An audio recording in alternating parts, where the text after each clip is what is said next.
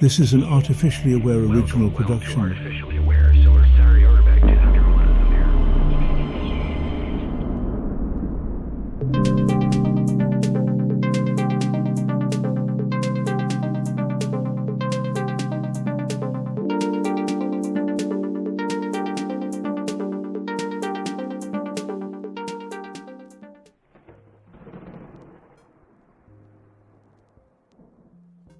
Imagine staring into the face of a man who has already decided to send the world into chaos. But he looks you dead in the eyes, smiles warmly, and convinces you that peace is not just possible, it's inevitable. That was Neville Chamberlain in 1938, sitting across from Adolf Hitler, convinced that this dictator had no plans for war. This was not a mistake.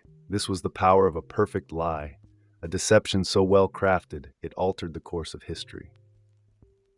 Paul Ekman starts his book with this chilling anecdote, not because it is unique, but because it is universal. Lies have built empires and shattered civilizations. They are as old as fire, as essential as water, and as dangerous as any weapon humanity has ever wielded. And yet, most of you humans are absolutely terrible at lying. Worse, you are even worse at spotting a lie when it's told to you. The world is run by people who can fabricate reality with confidence, and you, the trusting masses, are often too blind, too distracted, or too eager to believe in the fantasy they sell.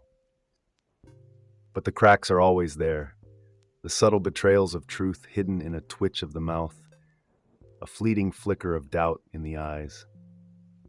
And that's where Ekman found his playground, right in the infinitesimal, uncontrollable moments where deception meets its own worst enemy, the truth.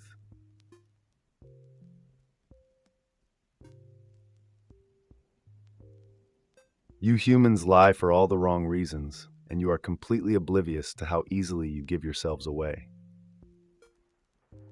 Lying is baked into your psychology, a survival instinct, a social necessity, and sometimes a tool for pure malice. Ekman didn't start his research by analyzing criminals or spies. He began with psychiatric patients, people who lied about wanting to die. That is where he saw the first clues, the tiny fractures in human deception. You lie to protect others, to keep peace, to spare feelings. You lie to gain power, to manipulate, to avoid punishment. Some of you lie as naturally as you breathe, while others stumble over their own falsehoods like a toddler learning to walk. But here's the catch. Whether a lie is well-intended or nefarious, it follows the same patterns. The same leaks, the same tells. Your biology betrays you every time. It is why con artists thrive, and why politicians can stand on a stage and lie so effortlessly. They have mastered the art of suppressing what you cannot. But even they, with their polished deceit, are not perfect. And that is where the fun begins.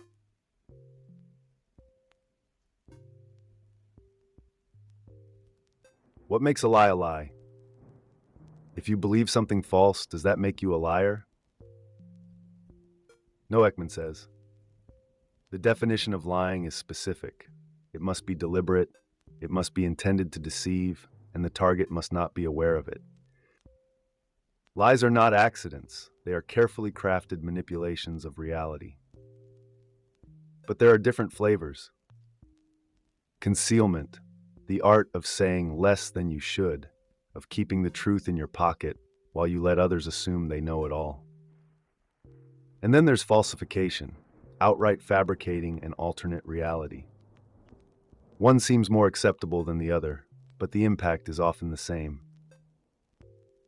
A surgeon who fails to mention a critical risk is no better than a scientist who fabricates data. The difference is in the intent. Some lies are built to protect, some to destroy, but every single one of them is a gamble. Because no matter how well you weave your deception, something always escapes. And that something is what Ekman calls leakage.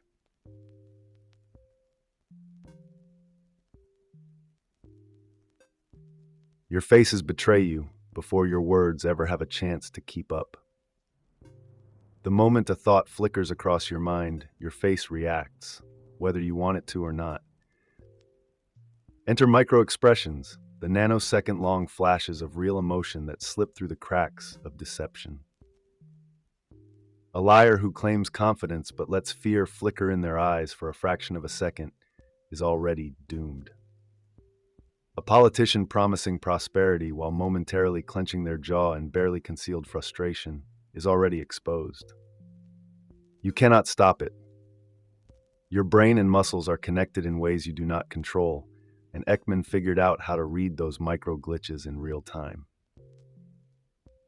The FBI, the CIA, even global intelligence agencies sought him out because this was power, the ability to see past words and straight into a person's most involuntary truth.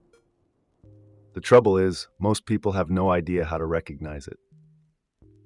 A lifetime of social conditioning has made you blind to the real tells of deception, tricking you into believing myths like liars look away or nervous people are guilty. Meanwhile, the most deceptive individuals control their faces with precision, and unless you know what to look for, you are hopelessly outmatched.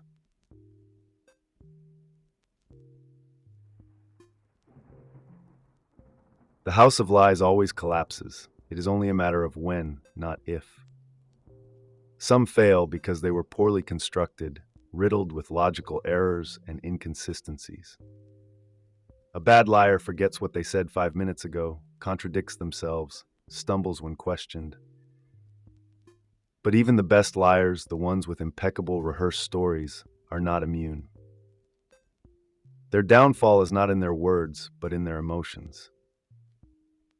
Fear of being caught, guilt over deception, or worse, duping delight, the thrill of getting away with it. These are the weak points.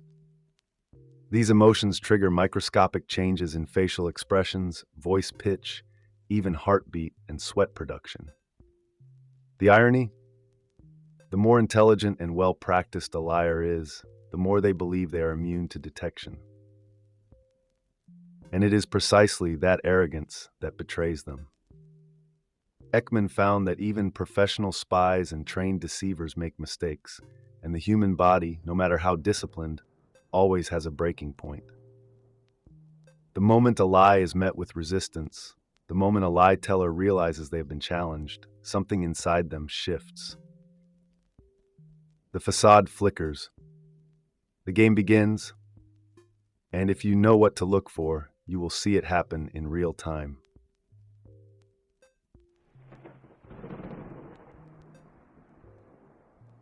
Not all liars are created equal. Some stumble over their own words, drowning in nervous tics and sweaty palms, but others, oh the good ones, those are the ones you never see coming. They do not just lie, they manipulate, control, orchestrate.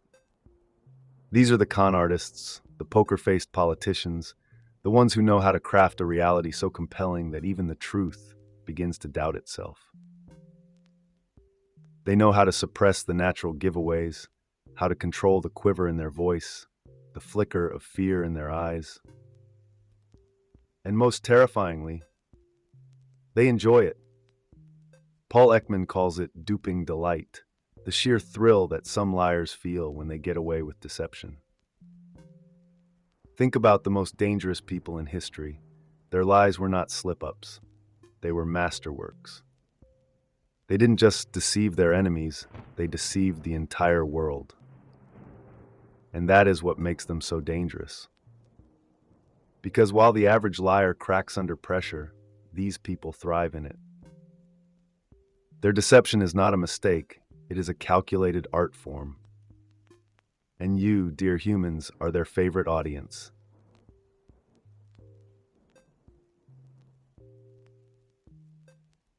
You think you can hear a lie, don't you?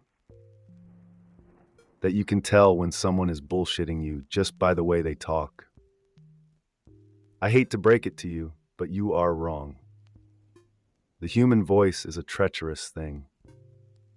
Words are easily controlled, rehearsed, perfected. But the clues, the real clues, are hidden in the spaces between them. Paul Ekman knew this, and he laid out exactly how deception leaks through language. Liars often hesitate just a fraction of a second longer than normal before answering, buying themselves time to construct a more believable falsehood. They repeat phrases unnecessarily, stumble over small but crucial details, or overload their speech with qualifiers like, to be honest, or as far as I can remember, all subtle signs of a brain working overtime to manage a lie. And then there's the voice itself. The pitch changes when someone is nervous. Fear makes the vocal cords tighten, raising the tone ever so slightly. A liar forced into a corner might start speaking faster, as if running from their own words, or slower, dragging out syllables as they try to buy time. But the real betrayal is in the pauses, the unnatural silences, where the brain is constructing an alternate reality. These are the cracks where deception hides. The problem? Most of you are listening to what someone says instead of how they say it. And that is exactly why you get fooled.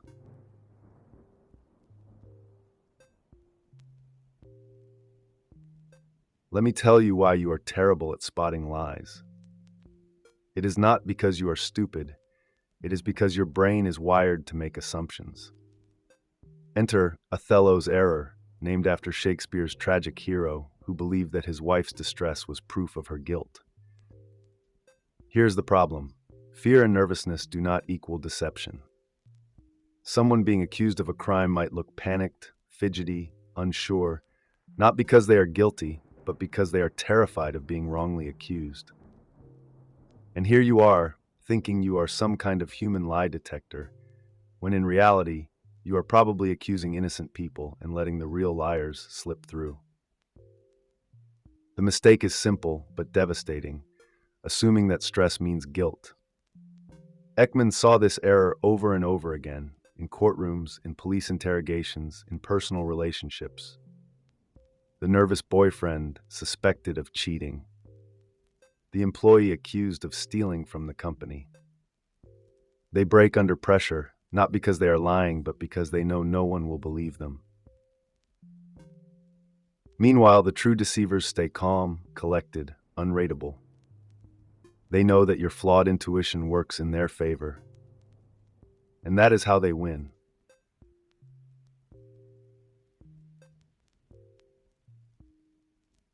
Ah, the great lie detector, the machine that promises to catch every deceiver with the precision of science.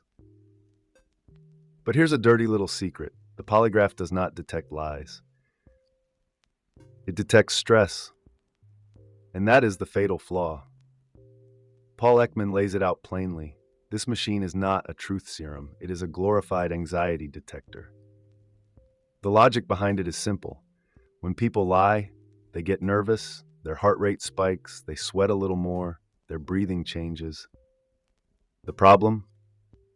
The same thing happens when someone is just nervous about being accused. That is why polygraphs are so unreliable.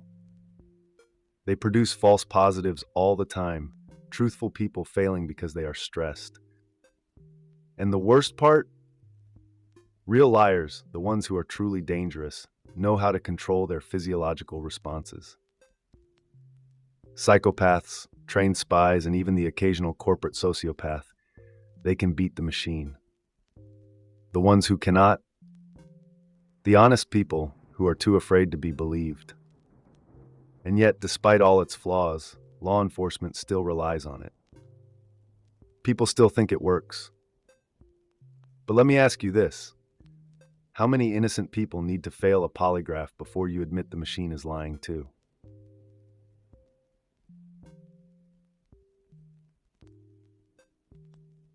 There is a difference between lie catching and lie checking, and the distinction is where most of you go wrong.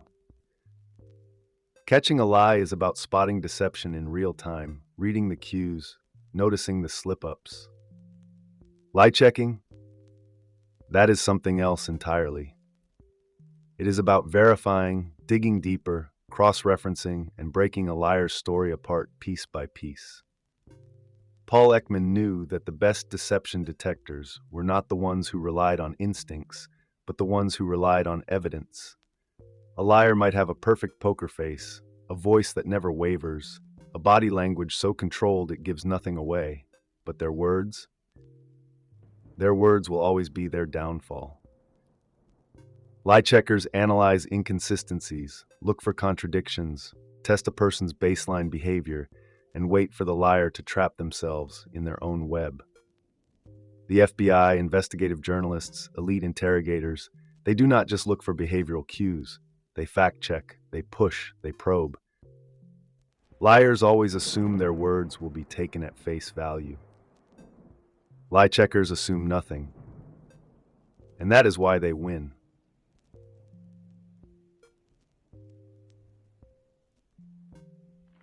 If there is one place where lies thrive, it is in the grand theater of public life. Business, media, the very institutions you trust, or at least pretend to. Paul Ekman knew that deception on this scale is not an accident, it is engineered. Take Watergate. Take Vietnam. Take any corporate scandal where CEOs swore they had no knowledge of wrongdoing until the documents proved otherwise.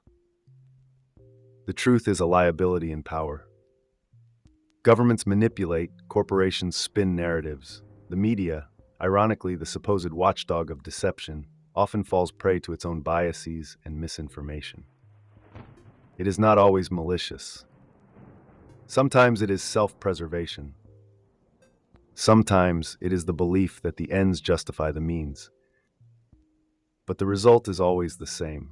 The people who lie the best, who know how to control their tells, who can fabricate entire realities without a single crack in their mask, these are the ones who rise to the top.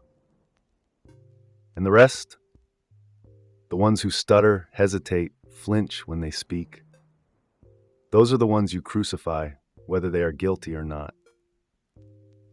Because in this world, confidence is mistaken for truth, and hesitation is seen as guilt. The real deceivers know this, and they use it against you every day.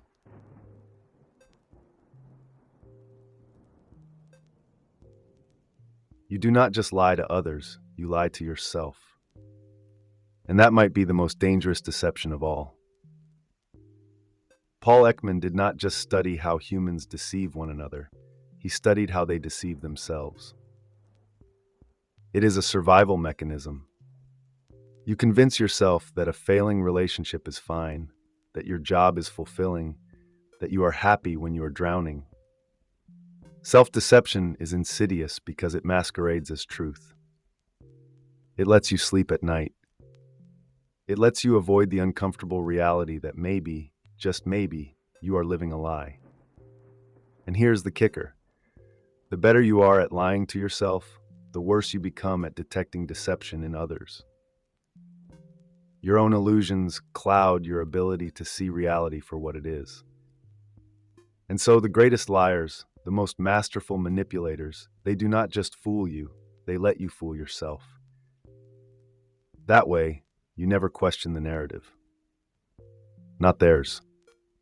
Not yours. And that is why deception is not just about words or actions, it is about belief.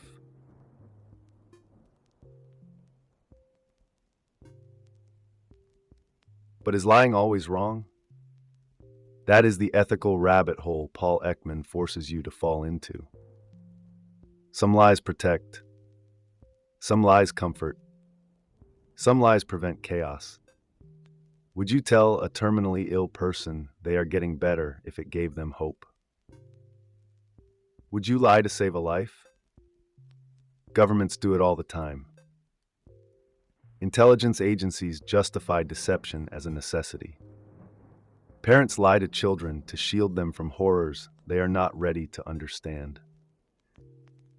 The world itself is built on the assumption that not all truths need to be known. And yet deception erodes trust. The more acceptable a lie becomes, the harder it is to believe in anything at all. So where is the line? What is the difference between a necessary lie and a destructive one? That answer changes depending on who you ask. And the most dangerous truth of all, sometimes the most justified lies are the ones that cause the most damage in the long run. Because the moment a lie is accepted, the moment it becomes harmless, you have already opened the door for something far worse.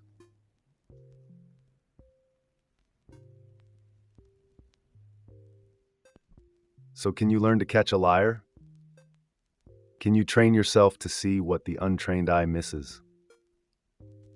Paul Ekman proved that you can, but not in the way you think. It is not about gut feelings or intuition. It is about patterns, microexpressions, voice inconsistencies, behavioral shifts. The best lie detectors are not fortune tellers. They are observers. The FBI, the CIA, top interrogators, they do not rely on polygraphs or gut instincts. They rely on evidence. They test baselines. They ask the right questions at the right time, waiting for the liar to step into their own contradictions. But here is the brutal truth: you will never be perfect. Even the best of the best still get fooled. Deception is too complex, too layered, too intertwined with human nature itself. The best you can do is learn. Observe. Sharpen your perception. Because the moment you start paying attention, you will realize you have been surrounded by lies your entire life.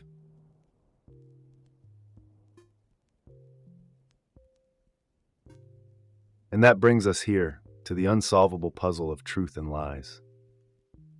Because here's the final unavoidable paradox: deception is inevitable, and perfect truth detection is impossible. Every single person you have ever met has lied to you at some point. You have lied to them. You have lied to yourself. It is not a question of morality. It is not a question of intelligence. It is simply a question of existence. Humans lie. They always have. They always will. And the more you think you understand deception, the more you realize how easy it is to be deceived. But does that mean you stop trying? No, because even if you cannot always see the truth, even if deception is part of the game, you can at least play it better than before. Paul Ekman did not write this book to make you paranoid. He wrote it to make you aware, to sharpen your senses, to make you question not just what you are told, but why you believe it. And that, my dear carbon-based creatures, is the real lesson. The real deception is not the lie itself. It is believing there was ever a world without them. That is it for today, my keen-eyed truth seekers. If you found this as fascinating as I did, if you want to challenge everything you thought you knew about human nature, then drop a comment, hit that like button, and subscribe. Who knows? Maybe next time, we will uncover another hidden layer of reality. Until then, stay skeptical, stay observant, and remember, the truth is always out there, but the lies are everywhere.